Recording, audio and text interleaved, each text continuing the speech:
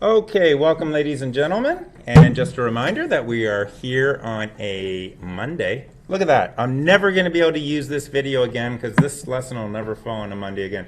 This video is just for you. Do you feel special? I hope so. We have a live studio audience.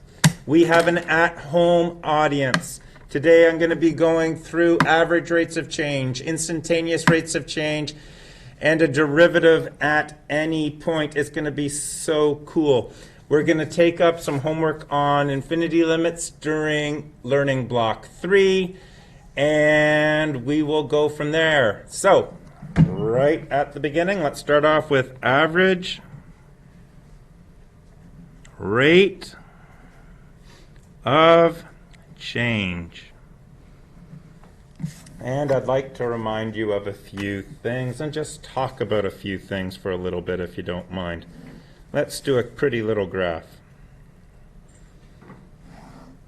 So I have what we will refer to as our x-axis. I have what we will refer to as our y-axis. I'll zoom in a little bit. Isn't that beautiful? And we're going to have a function. I don't know. Here's a function. B flat, everyday function. I'm a musician, at least I was in a different life, and B flat is just a general scale. So when I say it's a B flat something, what I mean is it's a B flat, and it's just a very common function, nothing special about it. It's just a B flat function. That's what that means. Okay, so let's take 2 points on this function, this everyday function. Let's take this point, let's call it A.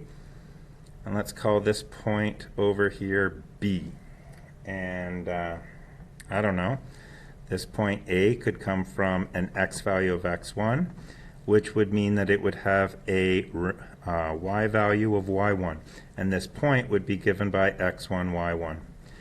And the same thing could be seen here, x2. This could come across, and this is y2. And we could have a discussion like this with any grade 9 student, couldn't we? We could have a discussion about a function and 2 points on that function. Now, I'm going to create a secant line. Now, a secant line, by definition,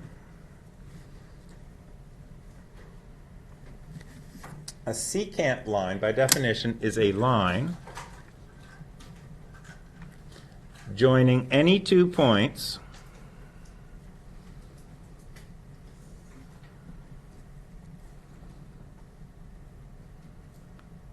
on a curve. And so I have a secant line here. I have the secant. I keep saying that. AB. And that's a little line with 2 arrows at the top of it indicating that it's a line. It goes in both directions. So this is my secant line. Now, what we could do, if we wanted to talk to any grade 9 student in the entire province of Ontario, we could get rid of this function that's underneath it, this curve, and we could just talk about this line, and we could talk about what's called the average rate of change. And the average rate of change would be the slope. So in grade 9, we talk about slope. And we talk about slope in terms of rise over run. So in grade 9 speak, we could be looking at, for this secant line, we could be looking at rise, and we could be looking at run. Now, and that was good for grade 9 for a little bit until about a month. I think we did that for a month. And then eventually we showed you this. Delta y over delta x. No, we didn't. We didn't even show you that in grade 9, sorry. We showed you this. y2 minus y1 over x2 minus x1. That's what we showed you, sorry.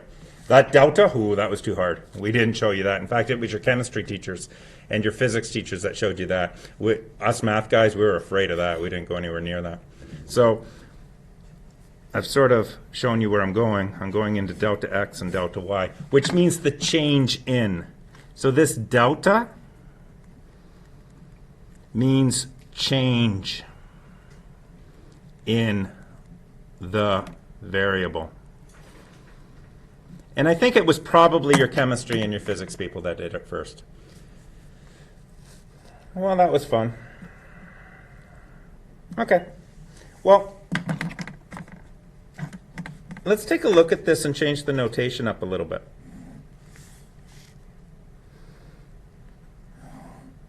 Let's take the same B-flat curve, meaning it's just a general any curve.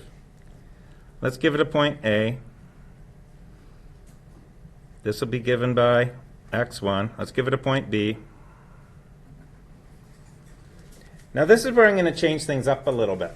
This is where I'm going to change things up a little bit. Well, you know what? I need to go back, but it's okay.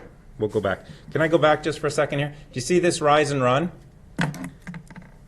This rise is actually y2 minus y1, isn't it? This is the rise. This is y2 minus y1. And this run is here, isn't it? This is x2 minus x1, which means, how many colors does this guy have? Oh my goodness, that this is delta y. This is delta y. And this is delta x. Okay, so basically what I'm saying is we had three different ways of talking about the exact same thing. We had rise over run, and rise could be y2 minus y1, and rise can be delta y. We had run, which is x2 minus x1, which can be delta x, which can be seen in this little equation that I have here.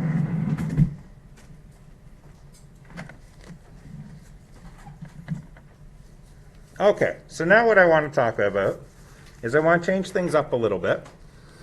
I'm going to make this x1, but this next point over here, I'm going to have it be a certain distance away. And that distance away, I'm going to have it be h. So this next point here is going to be x plus h. And I don't need to call this x1, I'm just going to call it x.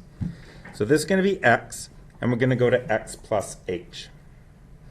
Now, using function notation, this will be f of x. I don't have to call it y2. I can call it f of x because we know that this is the range value of the function f on an f of x axis. And this point here would be f of x plus h. I haven't done anything different here except talk about those y values differently and the x values differently. And notice what I've done. Instead of this being a specific value x1 and x2, this is now x plus a little bit farther down the road. And this, instead of being a distinct value y1 and y2, this is now f of x, whatever that range value is, and this is the f of x plus h, whatever that range value is. So these points, A, just so that you know, A is given by x comma f of x, and B is given by x comma f of, no, it's not. B is given by x plus h comma f of x plus h. Okay, so those are the different values. Maybe I'll put it up here. X plus h comma f of x plus h, that's B. And A is x comma f of x. So I'm just going to slide that up a little bit. So what I want to talk about is I want to talk about the slope of the secant. I'm going to talk about the slope of the secant AB. So the slope of the secant, as we know, is going to be delta y over delta x. So in this case, it's going to be the second y value, which is f of x plus h, minus the first y value, which is f of x, all over top of x plus h minus x, which is going to always simplify down to x plus h minus f of x over h. And that is what we call the difference quotient.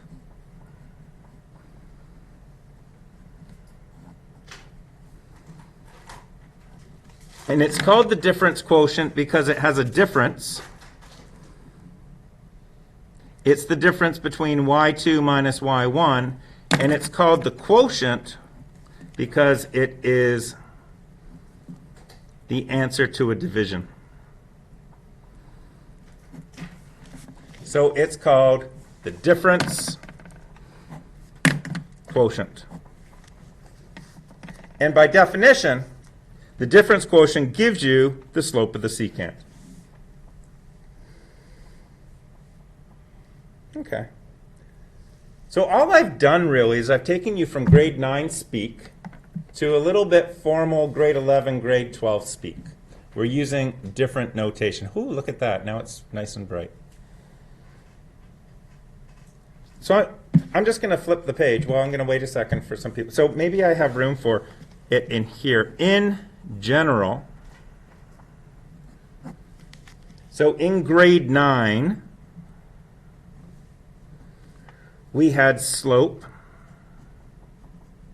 of a line was given by rise over run, which was y2 minus y1 over x2 minus x1. And at some point, either in grade 9 or grade 10, your science teachers introduced you to delta y over delta x. And all of those are the same thing. But now, in grade 12, using function notation,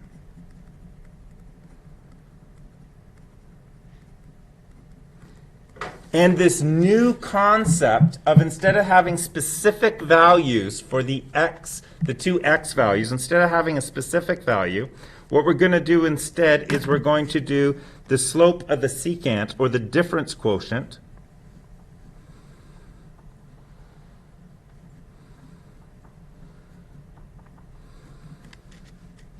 is going to be given by, which, by the way, by definition is the slope of the secant, is going to be given by f of x plus h minus f of x all over top of h.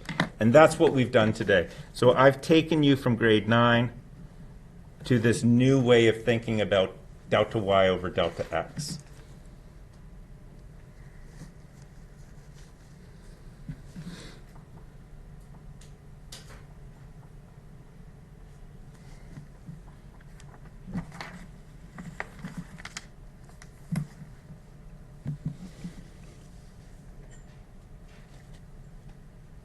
I'll wait a few moments for people to finish copying this down. In fact, I'm going to stop the video here and we'll be right back with the next one.